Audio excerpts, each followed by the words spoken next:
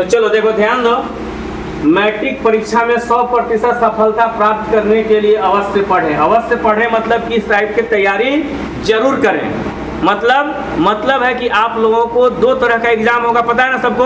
Yes sir. अरे कस के बोलो। Yes sir. पहला MCQ मल्टीपल चॉइस क्वेश्चन और दूसरा का सब्जेक्टिव क्वेश्चन जो लिखने के लिए 40 नंबर के आएगा। ठीक है, तो आज हम थोड़ा सा 15 मिनट के लिए प्रैक्टिस करते हैं MCQ मल्टीपल चॉइस क्वेश्चन, और हम लोग उस विषय को प्रैक्टिस करते हैं जिसको हम लोग शायद ट्यूशन में भी बहुत बच्चा लोग नहीं पढ़ता है, नहीं ना पढ़ता है, इसीलिए थोड़ा सा इसको प्रैक्टिस करते रहना है क्योंकि सब 40-40 नंबर का होता है हर सब्जेक्ट। तो चलिए हम लोग, तो देखिए इसमें आपको रहेगा समय रहेगा, कितना रहेगा? 1.5 घंटा। कितना रहेगा? 1.5 घंटा। अगर आपको बनाने आएगा 30 मिनट से ज़्यादा नहीं लगने वाला है। 30 मिनट भी बहुत ज़्यादा हम बोल दिए, 15 मिनट में बना लेगा। मैथ रहेगा तो उसमें थोड़ा समय लगेगा गुना भागा करने में, इसमें क्या समय लगना जी नहीं ना। तो चलिए हम लोग फटाफट देखेंगे और 15 मिनट में 400 क्वेश्चन को भी कंप्लीट करेंगे। ठीक है, करने के लिए तैयार है ना? Yes sir. चलो ठीक है, और ये आप लोगों को 40 में 40 अगर सही बना दिया तो 40 में 40 आपको नंबर मिल जाएगा। जो भी टाइम लगेगा वो ब्लैक करने में, जो OMR शीट होगा उसमें ब्लैक करने में। तो चलिए हम लोग पहला क्वेश्चन देखते हैं। पहला क्वेश्चन से पहले एक बार निर्देश भी हम लोग पढ़ लेते हैं। इसी टाइप से निर्देश आप लोगों को एग्जाम में भी दिया हुआ रहेगा। सभी प्रश्न अनिवार्य है, मतलब टोटल बनाना है, कोई भी प्रश्न को छोड़ना नहीं है। प्रश्नों की कुल संख्या कितना रहेगा? 40। बनाना कितना रहेगा? 40। नंबर कितना आएगा? 40। कोई दिक्कत? प्रत्येक प्रश्न के लिए क्या अंक? 1 अंक। प्रत्येक प्रश्न के लिए 4 विकल्प दिए गए हैं, इनमें से एक सही रहेगा, बाकी 3 गलत उत्तर के लिए कोई अंक नहीं काटे जाएंगे। अगर गलती से तुम गलत बना दिया तो नंबर नहीं कटेगा। वो फाइनली एग्जाम कुछ उस टाइप का होता है, वैकेंसी आता है, उसमें अगर गलत बनाया तब वो कटता है नंबर, लेकिन मैट्रिक के एग्जाम में ऐसा नहीं है। सही बनाया तो सही नंबर, फुल नंबर, 1 के 1, ये नहीं कि पौने 1, आधा, 1 बनाया तो 1 सही, और अगर गलत कर दिया तो पूरी नंबर कट जाएगा। बस वही नंबर कटेगा जो गलत किया है। ठीक है, सबको समझ में आ गया? पहला क्वेश्चन को आते हैं, ध्यान से पढ़ेंगे, ध्यान से देखिए इधर। ये यहाँ पे पहला क्वेश्चन है, कह रहा है कि राष्ट्रवाद में एक निश्चित भौगोलिक क्षेत्र में रहने वाले जनता इनमें से किसके द्वारा जुड़ी होती हैं? तो देखा, समान संस्कृति के द्वारा, समान इतिहास के द्वारा, भाषा और लोक परंपरा के द्वारा। तो देखो ये सभी ऑप्शन सही है कि नहीं है? कह रहा है कि राष्ट्रवाद के एक निश्चित भौगोलिक क्षेत्र में जो जहां भी रहता है, जैसे मान लो हम झारखंड में रहते हैं तो वहाँ के सब चीज से जुड़े रहते हैं, नहीं जुड़े रहते हैं? हम लोग समान संस्कृति से जुड़े रहते हैं, झारखंड की भाषा हम लोग जानते हैं, है ना? उसी तरह से समान इतिहास, हम लोगों का इतिहास भी क्या होता है? समान। हम भी झारखंड के रहने वाले, तुम भी झारखंड के रहने वाला है, तो इतिहास हम इन दोनों का अलग अलग हो जाएगा? खिलामत जिसको, बात समझ में आ गया? अब देखो, भाषा और लोक परंपरा सब एक होता है कि नहीं होता है? फॉर एग्जाम्पल देखो, इधर गणेश जी के पूजा, मतलब भगवान तो सब एक हैं, गणेश जी का पूजा उतना धूमधाम से नहीं होता है जितना महाराष्ट्र में मनाया जाता है। अभी महाराष्ट्र में अभी भी गणेश पूजा चल रहा होगा, लेकिन यहाँ पे हमारे यहाँ कहीं कहीं देखने के लिए मिलेगा, क्योंकि हम लोगों का थोड़ा थोड़ा जैसे जैसा राज्य वैसे वैसे चेंज होते जाता है। बात समझ में आ रहा है ना? ये सबको समझ में आ गया? तो इस टाइप से हमको पढ़ के और क्वेश्चन को पकड़ना है, बनाना है। एक आध क्वेश्चन को हम थोड़ा ज्यादा डीपली समझा रहे हैं, इसके बाद फास्ट चलेंगे। ठीक है, तो यहाँ पर क्या हो जाएगा? सभी। अगर लगता है कि सब ऑप्शन सही है तो लास्ट में अगर सभी का आंसर है तो सभी में मार देंगे, कोई दिक्कत? आगे बढ़ते हैं। क्वेश्चन को खूब बारीकी से पढ़ना है, जितना देरी बनाने में समय कम लगाना है, लेकिन क्वेश्चन को समझने में समय ज्यादा लगाना है, ये ध्यान रखना है। ठीक है, आगे आते हैं। जर्मनी के एकीकरण में प्रमुख भूमिका निभाने वाले बिस्मार्क कहाँ के चांसलर थे? तो कहाँ के था भाई? तो ऑस्ट्रेलिया का, बर्लिन का। अभी क्या लिखा हुआ है? यही है, सही है ना आंसर? पढ़ा हुआ तो आराम से बुझाएगा। इसका ऑप्शन नंबर ग सही हो जाएगा। क्या हो जाएगा? ग। सरदार वल्लभ भाई पटेल ने किस किसान आंदोलन का नेतृत्व किया था? खेड़ा आंदोलन, बारदौली आंदोलन, चंपारण आंदोलन, व्यक्तिगत सत्याग्रह आंदोलन। कौन सा सही होगा? यहाँ पर बारदौली आंदोलन है। एक बार तुम लोग पढ़ के देखना कि ऑप्शन सही है कि गलत है। लोग पढ़ना, ये पहले के बनाया हुआ है, तो इसको एक बार प्रैक्टिस करना है। ठीक है, इसी तरह से क्वेश्चन नंबर 4 कराया है। एक और है ना जी क्वेश्चन है यहाँ पे 4, साइमन कमीशन भारत क्यों आया? उसका क्या मकसद था? तो यहाँ पे देखो 4 ऑप्शन दिया हुआ है। भारत में संवैधानिक व्यवस्था के कार्यशैली का अध्ययन करने में, देखो ये बुक से काट के दिया हुआ था, हो सकता है कि आंसर जो हम बनाए हैं हो सकता है कि तुम्हारे अनुसार गलत है, तो उसको सही खोजो कि सही है क्या, उसको सही कर लो। बात समझ में आ रहा है ना। अगर भारत में संवैधानिक व्यवस्था की कार्यशैली का अध्ययन करना, नई शिक्षा नीति लागू करना, फिर कह रहा है कि लगान से संबंधित कानून बनाना, व्यापार से संबंधित कानून बनाना, ये सब ऑप्शन गलत लग रहा है, पहला ऑप्शन सही भी लग रहा है ना। ये पहला ऑप्शन सही हो जाएगा। किसी को कोई दिक्कत है नहीं। क्वेश्चन नंबर 5 में हम लोग चलते हैं। प्राचीन काल में, अभी तुरंत हम तुम लोग से पूछने वाले हैं, माइंड में एकदम सेटअप करते जाना है। प्राचीन काल में किस स्थल मार्ग से एशिया और यूरोप का व्यापार होता था। हम ऐसे आ रहे हैं तो यहाँ दिख रहा है ना इसमें, तो यहाँ पे है सूती मार्ग, रेशम मार्ग, उत्तरापंथ या दक्षिणी पंथ। तो क्या हो जाएगा, रेशम मार्ग। ये ऑप्शन सही होगा। एक बार बुक में पढ़ना है, सब बुक से है तुम लोगों का, बुक से बाहर नहीं है। कुछ कुछ क्वेश्चन वैसा बनाया हुआ है, लेकिन फिर भी बहुत इंपॉर्टेंट क्वेश्चन है। आगे देखते हैं। गाड़ियों के उत्पादन के लिए एस वैली, सोच के देखो तुम लोग, बहुत ऐसा स्टूडेंट होगा जिसको ये क्वेश्चन पता नहीं चल रहा है। अब तुम लोग 10वां में 4 महीना पढ़ लिया ना, इसलिए खूब मेहनत करो, तो बाद में बहुत दिक्कत हो जाएगा।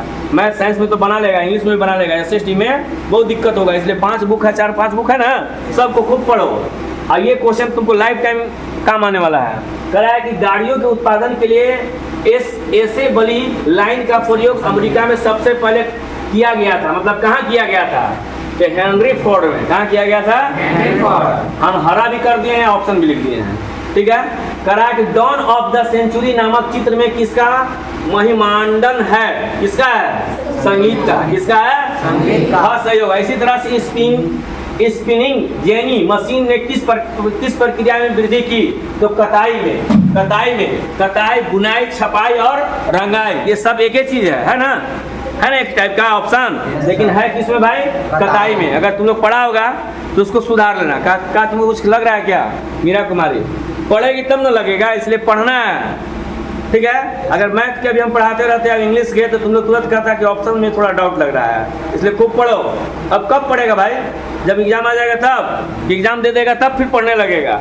कहे वो अब एग्जाम देने के बाद जब UPSC और JPSC की तैयारी करना रहता है, सर NCERT बुक है काहेला, तो सब तैयारी करना चाहते हैं हम कि पढ़ने गई, तुम लोग पढ़ा नहीं।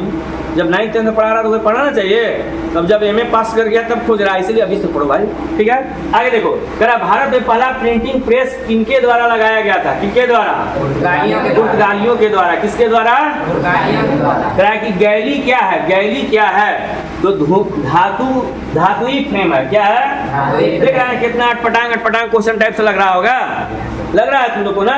तो मेहनत करो, सिर्फ मैथ साइंस से काम नहीं चलने वाला है जलनिधि कुमार। आगे देखिए, कराया क्वेश्चन नंबर 11। यदि सरकार के विभिन्न अंगों में विधायिका, कार्यपालिका और न्यायपालिका के बीच सत्ता का बंटवारा रहता है तो उसे सत्ता का क्या कहते हैं, क्षैतिज वितरण कहते हैं। क्या कहते हैं, क्षैतिज वितरण। ये देखो 3 पार्ट में हम इसको बनाए हैं, अब फिर यहाँ से तीसरा पार्ट में आ जाते हैं। अब आगे देखते हैं क्वेश्चन नंबर कितना में भाई, क्वेश्चन नंबर हम लोग आ जाते हैं 12 में। 12 में कह रहा है कि भारतीय संघ में इस समय है, क्या है, 28 राज्य और 8 संघीय क्षेत्र है। कुछ घट बढ़ भी गया होगा, प्रेजेंट में हो सकता है। बात समझ में आ रहा है ना। अब देखो आगे चलते हैं। कह रहा है कि मैक्सिको, कोई कुछ बोलना चाहता है तो बोलो ये क्या, प्रिया कुमारी। कह रहा है मैक्सिको ओलंपिक की कहानी किस आंदोलन से संबंधित है, अश्वेत शक्ति आंदोलन से। यहाँ पर 4 ऑप्शन है, लेकिन सही ये होगा। थोड़ा फटाफट चल रहे हैं, चाहे तुम लोग आगे मैथ की क्लास भी लेना है। संविधान किस अनुच्छेद द्वारा अस्पृश्यता को समाप्त कर दिया गया, तो क्या लिखेंगे, अनुच्छेद 17। ये सब क्वेश्चन लाइफ टाइम के लिए इनकमिंग है, समझो कि लाइफ टाइम में कभी भी पूछा जा सकता है। आगे देखते हैं। कह रहा है कि बाम सेफ निम्न में से किसका संगठन है, तो सरकारी कर्मचारियों का संगठन है। किसका है, ये सब तुम लोगों के बुक में दिया होगा, तो इसलिए पढ़ो मन से। आगे देखो क्वेश्चन नंबर कितना, 16। भारत में राजनीतिक दलों को मान्यता कौन देता है, चुनाव आयोग। कौन देता है, चुनाव आयोग। राजनीतिक दल मतलब समझ आ रहा है ना, भारतीय जनता पार्टी, कांग्रेस पार्टी, लालू यादव वाला पार्टी है ना, झामुमो के पार्टी, तीर धनुष, ठीक है। अब एक आ गया है टोपी छाप, क्या नाम है जी, आम आदमी पार्टी। कौन छाप, झाड़ू छाप, बहुत तरह के, एगो हाथी छाप है ना, तो उसको कौन मान्यता देता है, कस के बोलो। तुम लोग खा के आता है तब वो वोल्टेज नहीं बताता है तुम लोगों का बोली में, आगे देखो, लोकतांत्रिक सरकार होती है क्या चीज? उपरोक्त सभी, उत्तरदायी सरकार भी, जिम्मेदार अभिक्रिया भी और वैध सरकार भी, सब होगा सही। ठीक है। 18 नंबर, लोगों के राजनीतिक सुधार लागू करने में और सशक्त बनाने वाले कौन सा अधिनियम सर्वोत्तम है? तो सूचना का अधिकार। कौन सा? और तो सूचना का अधिकार कब लागू हुआ था? 2005 में। कब लागू हुआ था? 2005 और में। सूचना का अधिकार क्या है? सूचना का अधिकार है तुम अगर चाहो तो किसी भी, जैसे मान लो तुम्हारे गांव में सड़क बन रहा है, क्या बन रहा है, और तुमको पता नहीं है कि कितना लागत है, कितना कौन बनाने वाला है, कब इसका टेंडर हुआ है, तुम सूचना का अधिकार के तहत तुम मांग सकता है। कोई वीडियो नौकरी कर रहा है, वीडियो का पूरा डिटेल मांग सकता है। ये होता है सूचना का अधिकार। ये लागू हुआ था 2005 में। ठीक है, कि कांग्रेस सरकार लागू किया था अपने अधीन में। ये सब पढ़ा है तुम लोग कि नहीं पढ़ा है? नहीं पढ़ा है तो पढ़ो यार, कब पढ़ेगा। आगे देखो, कड़ा निम्न में से, हम SST भी चलेंगे कभी ना कभी पढ़ाएंगे, निम्न में से किस राज्य राजनीतिक संस्था में महिलाओं के लिए सीटें आरक्षित है? उपरोक्त सभी। अभी देखो, अभी तुरंत महिला बिल शायद कुछ पास हुआ है ना। हाँ, तो ये सब याद रखना, ये लाइफ टाइम के लिए क्वेश्चन हो गया, आ जाएगा कभी भी आ जाएगा। यह कब लागू हुआ, कब पास हुआ? आजकल हुआ है, इसमें 2 वोट खाली नहीं मिलल था, अब बाकी सब वोट मारा कि हाँ जरूरी है। देखो तुम लोग महिला है, सरकार कितना तुम लोग के लिए कर रहा है, थोड़ा आगे बढ़ो। ठीक है, ये नहीं कि पीछे रहो। समझ में आ गया? चलो आगे देखते हैं। नर्मदा बचाओ आंदोलन का नेतृत्व किसने किया था? मेघा पाटेकर ने। किसने? मेघा पाटेकर। समाप्ति के आधार पर संसाधन कितने प्रकार के हैं? तो 2 पढ़ाए थे ना, याद आ रहा है? अब लगेगा कि कुछ पढ़ाए हैं। कौन कौन जी? खड़ा हो। नवीकरणीय संसाधन और नवीकरणीय। बहुत अच्छा, सुंदर, वेरी गुड। आगे, किस राज्य में काली मृदा मुख्य रूप से पाई जाती है? राजस्थान में। जो हम पढ़ाए हैं बढ़िया लगेगा, जो नहीं पढ़ाए नहीं समझ में आएगा। चाहे तुम लोग जो पढ़ा होगा समझ में आएगा, जो नहीं पढ़ा होगा नहीं समझ में आएगा। आगे चलते हैं। भारत में जैव विविधता को कम करने वाले कारक कौन से हैं? तो वन जीव के आवास का विनाश। बात सही है, वन जीव का आवास का विनाश होगा, जंगल में रहने के लिए व्यवस्था नहीं रहेगा। निश्चित है कि जो भारत में जो जैव विविधता है, भारत में जैव विविधता मतलब क्या होता है? अनेक प्रकार के जीव जंतुओं से पूरा सृष्टि बना हुआ है। इसी को क्या बोलते हैं? जैव विविधता। कोई 1 सिंह वाला है, कोई 2 सिंह वाला है, कोई 1 सिंह नहीं है ना। इसी को बोलते हैं जैव विविधता। क्या बोलते हैं? तो ये होगा, उपयुक्त सभी होगा ना। आगे क्वेश्चन नंबर क्या में चलेंगे जी? 24 से करा बहुउद्देशीय परियोजना कौन का क्या लाभ है? तो देखो ये सब लाभ है। बहुउद्देशीय परियोजना से बाढ़ पर भी नियंत्रण किया जाता है, सिंचाई की भी सुविधा होता है, जल विद्युत उत्पादन भी। मतलब बहुउद्देशीय परियोजना होता है, बहुत बड़ा नदी है, तालाब है ना, उस पर डैम बनाया जाता है, बांध बनाया जाता है, तो उससे ये सब चीज फायदा होगा। बाढ़ पर भी नियंत्रण होगा, सिंचाई के लिए भी सुविधा होगा और विद्युत भी उत्पादन होगा। ये इसलिए ऑप्शन नंबर ये घास सही होगा टोटल, यानी कि सभी। ठीक है, किसी को दिक्कत? चाय, कॉफी, रबर, गन्ना, केला आदि किस तरह की फसलें हैं? ये रोपण फसल है। कौन सा फसल है? इसका रोपा जाता है, रोपण फसल कर सकते हैं। ये खास करके इधर होता नहीं, इसलिए हम लोग को माइंड में सेटअप नहीं हो रहा होगा। इधर होता है आसाम, इस सब तरफ। ठीक है, आगे बढ़ते हैं। भारत में धान की खेती मुख्य रूप से किस फसल ऋतु में की जाती है? खरीफ होता है। और रबी में क्या होता है? गेहूं, चना और हाँ, याद रखना है। ये क्वेश्चन बहुत ही इंपॉर्टेंट है, ये भूगोल से तुम लोगों का है, ये समझ में भी आ रहा होगा। आगे, निम्नलिखित में से कौन एक आधारभूत उद्योग है? बड़ा स्कूल में हम बता रहे हैं, लोहा इस्पात उद्योग। कौन? लोहा। हाँ, आगे कह रहा है कि कारखानों द्वारा निष्कासित 1 लीटर अपशिष्ट से लगभग कितना प्रदूषण होगा? तो 8 गुना। कितना होता है? जो भी कल कारखाना से जो गंदगी निकलता है वह 8 गुना और पैदा कर देता है गंदगी। बात समझा रहा है? इसीलिए जो कल कारखाना से गंदगी निकाला जाता है उसको जमीन के अंदर गाड़ दिया जाता है ताकि और प्रदूषण न फैले। आगे देखते हैं, कह रहा है कि कारखानों, हाँ ये हो गया। क्वेश्चन नंबर 30 कह रहा है निम्नलिखित में से सड़क परिवहन के बारे में कौन सा कथन असत्य है? कौन सा? रेलवे की अपेक्षा लागत बहुत अधिक है। रेलवे के से ज्यादा लागत लगता है सड़क में। अरे सड़क में तो आसानी से बन जाएगा, और रेलवे लाइन बहुत महंगा होता है। बहुत क्या होता है? महंगा होता है। तो कह रहा है रेलवे की अपेक्षा लागत बहुत अधिक है। सड़क बनाने में रेलवे की अपेक्षा लागत क्या होता है? कम होता है। तो क्या दिया हुआ है? गलत दिया हुआ है। कौन सा कथन असत्य है? सत्य नहीं, असत्य है। बाकी सब सत्य है। और कैसे? सड़क घर सेवाएं उपलब्ध होता है, सड़क घर की गली तक बन जाता है, बनता है कि नहीं? दूसरा का ऊबड़ खाबड़ भूमि पर भी रोड बन जाता है। सड़क परिवहन अन्य परिवहन के साधनों के लिए कड़ी कार्य करता है, मतलब जोड़ने का काम करता है। बस समझा? रेलवे स्टेशन जाना है, कहाँ से जाएगा? हवाई जहाज से? अरे भैया हम इनसे साधारण आदमी कहाँ से जाएंगे? सड़क से ही ना जाएंगे, तो जोड़ने का काम नहीं करता है हो। तो इसको समझना है और बनाना है। समझ में आ रहा है? आगे देखो, कह रहा मानव विकास रिपोर्ट देश की तुलना में किस आधार पर कार्य करती है, तो सभी, ठीक है, शिक्षा का भी, स्वास्थ्य पर भी और प्रति व्यक्ति के द्वारा आय पर भी ना। आगे, इनमें से कौन सा भावी पीढ़ी के कल्याण के परिभाषित करता है, कौन सा, तो धारणीय विकास। धारणीय सब पढ़ना होगा तब समझ में आएगा माय डियर। आगे बढ़ते हैं, सालाना एक सरकारी अस्पताल में नर्स का कार्य करती है, सालाना नहीं सालमा नाम दिया हुआ है। सालमा किस क्षेत्र की गतिविधि में संलग्न है, तो संगठित क्षेत्र में। का कि सरकारी वाला में वो काम कर रहा है तो संगठित क्षेत्र हो गया, ऐसे काम करेगा तो असंगठित क्षेत्र। ये सब हम पढ़ाएंगे समय मिला तो, फिर सब ऑप्शन के तुम लोगों को कोई दिक्कत नहीं होगा। आगे कह रहा है क्षेत्र क्षेत्र में इनमें से किस तरह की गतिविधियां शामिल होती हैं, तो परिवहन, संचार और बैंकिंग। ये एक प्रकार का सेवा क्षेत्र है। तो बैंकिंग भी क्या है भाई, हम लोगों को पैसा बैंक रख रहा है, जरूरत के अनुसार क्या कर रहा है, दे रहा है, सेवा कर रहा है। पढ़ाना भी सेवा है, हम तुम लोग के सेवा कर रहे हैं, नहीं कर रहे हैं। चलो आगे देखते हैं, निम्न में से कौन सा वस्तु विनिमय का उदाहरण है। विनिमय मतलब आदान प्रदान, हम तुमसे कोई सामान लिए, तुमको पैसा दे दिए, तुम हमको सामान दिया, उसी को बोलते हैं विनिमय। करा विनिमय का उदाहरण है, एक गाय के बदले में 5 बकरी का सौदा और एक गाय को 10,000 में बेचना। उनको थोड़ा समझा रहे हैं, पढ़ने दो पहले ऑप्शन। ये बोला कोई बोली का, चलो कोई बात नहीं, बोलते रहना है, जब तक बोलेंगे नहीं तो सीखेंगे कैसे। बैंक से गाय प्राप्त करना, गाय का दूध बेचना। तो देखो गाय जानवर है और बकरी भी क्या है, तो गाय के बदला में बकरी देना ही विनिमय हो गया।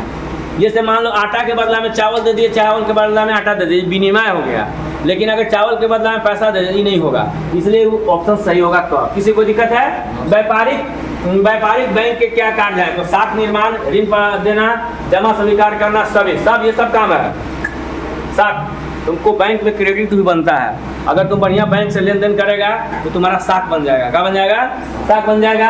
ऋण देना, ऋण भी देता है, जमा भी करता है, ये सभी काम सही है, ठीक है। इसका ऑप्शन क्या होगा, सभी। बहुराष्ट्रीय कंपनियों का खाद्य संदेशों उत्पादन का पर नियंत्रण होता है, क्या होगा, एक से अधिक। आगे, फोर्ड मोटर किस देश की कंपनी है, अमेरिका की। फोर्ड मोटर किस देश की कंपनी है, अमेरिका की।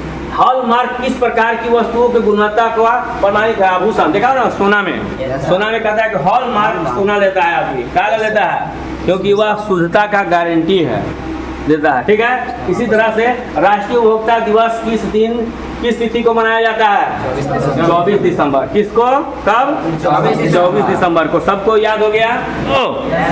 चलिए खड़ा हो जाइए। जलनिधि कुमार स्टैंड अप, आप बताइए। चलिए बहुत आसान क्वेश्चन पूछ रहे हैं। फोर्ड मोटर किस देश की कंपनी है, अमेरिका। वेरी गुड, बैठ जाइए, खड़ा हो जाइए। आप क्या नाम है, रेशमी कुमारी। आप बोलिए, निम्न में से कौन वस्तु विनिमय का उदाहरण है, एक गाय के बदले में 5 बकरी का सौदा करना, एक गाय को 10,000 में बेचना, बैंक से गाय प्राप्त करना, या गाय का दूध बेचना। ऑप्शन 1, वेरी गुड, बैठ जाइए। आप खड़ा हो जाइए, काजल कुमारी। चलिए आप बताइए,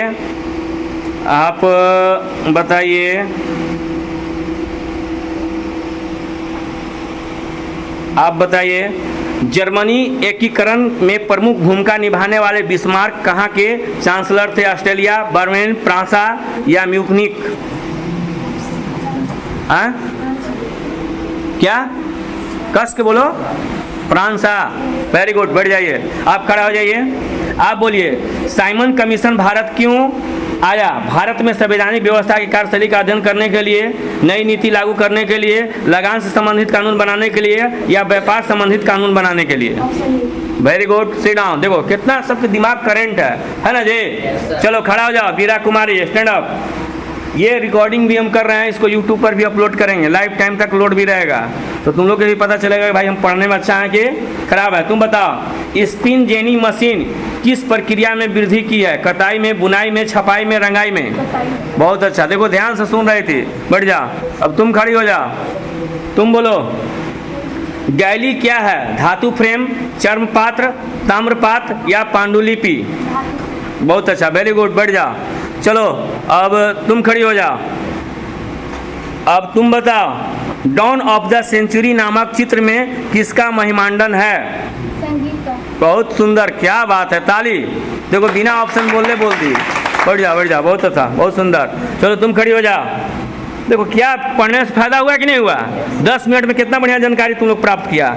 अब तुम बोलो मुन्नी, बहुउद्देशीय परियोजना का कौन सा लाभ है? बाढ़ पर नियंत्रण, सिंचाई की सुविधा, जल विद्युत उत्पादन या सभी?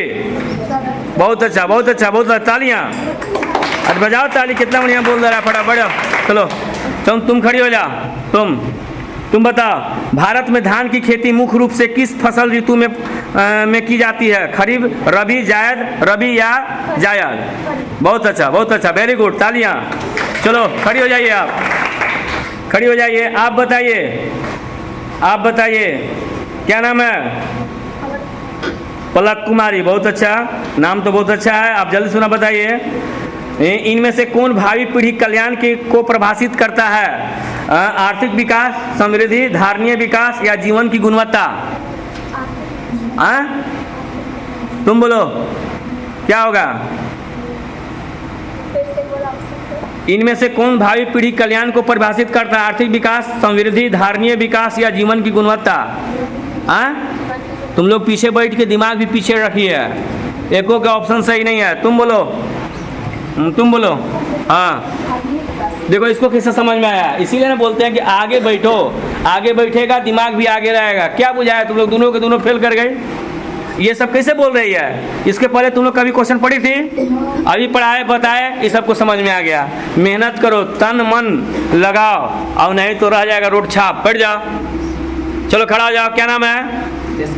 रितेश कुमार। तुम बोलो, कारखानों द्वारा निष्कासित 1 लीटर अपशिष्ट में से लगभग कितना गुना जल प्रदूषित होता है? 3 गुना, 5 गुना, 8 गुना, 10 गुना? देखो कितना सुंदर बोल रहा है, इम्पोर्टेंट है।